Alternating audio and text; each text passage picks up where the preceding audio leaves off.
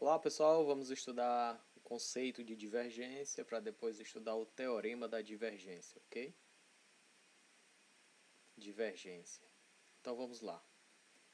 Considere um campo vetorial F com três componentes, M, N na direção J e P na direção K, ok? Bom, o divergente de F, div F, é representado por nábula e escalar F, vai ser igual a derivada parcial de n com relação a x, mais a derivada parcial de n com relação a y, mais a derivada parcial de p com relação a z, ok?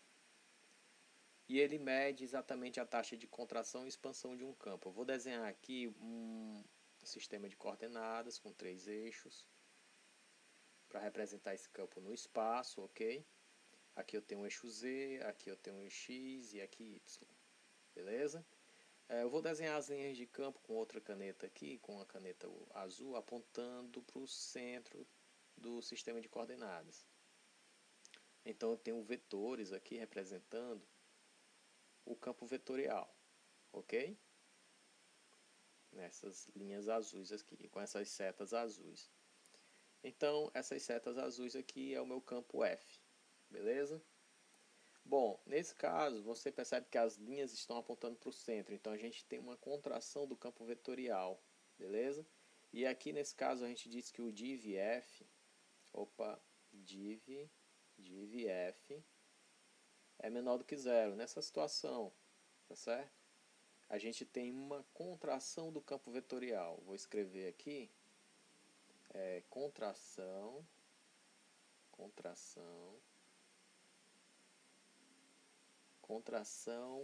do campo vetorial. Vou botar só a contração do campo, ok? Agora vamos fazer um outro exemplo, né, de campo vetorial. Considere esse campo aqui nesse sistema de coordenadas agora, ó. Tá certo? Eu vou desenhar novas linhas de campo agora saindo da origem. Ó.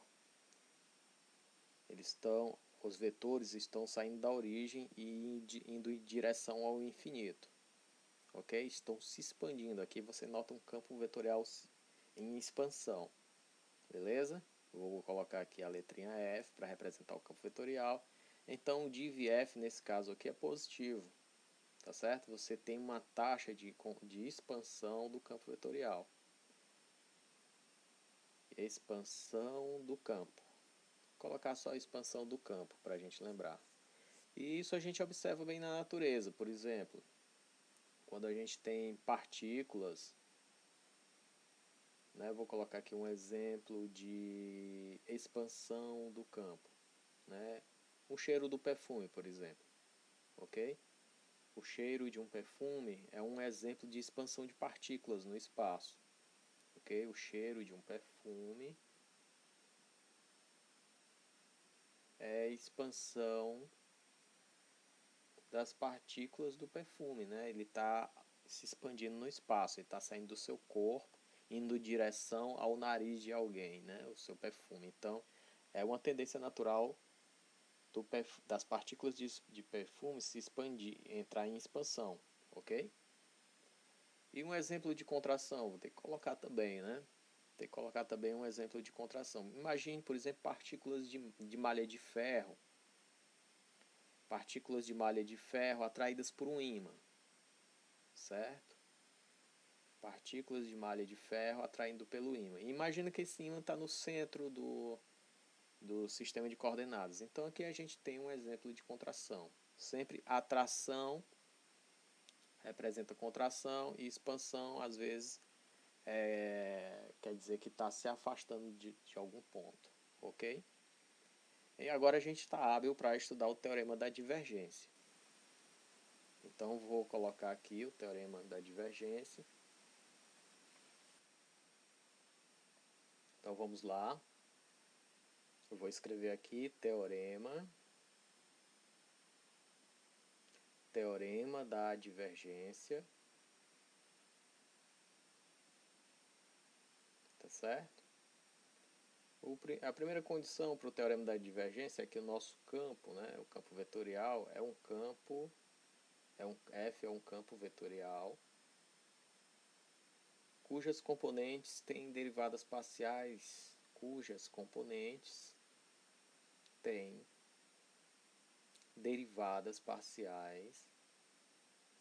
derivadas parciais de primeira ordem contínuas, né? Essa é a nossa primeira condição, ok? A nossa segunda condição é que S, né, a superfície, ela é uma superfície fechada e lisa, né? Ela tem que ser uma superfície fechada e lisa, né? Essa é uma característica. Então, no cálculo do fluxo, o fluxo φ, né? O fluxo φ através de S, na direção do vetor unitário normal, a superfície, na direção do vetor unitário normal, a superfície, que a gente representou pela letrinha N, ele é igual à integral tripla, né? É igual à integral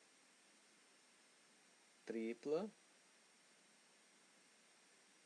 de nábila escalar f, né? Que é o nosso div_f, que é a nossa divergência, sobre a região D, né? Sobre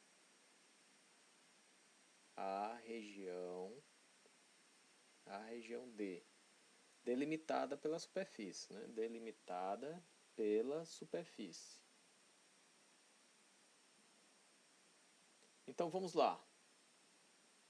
O nosso φ, que é o nosso fluxo, ele é igual à integral de superfície, que dentro dela tem o campo escalar n.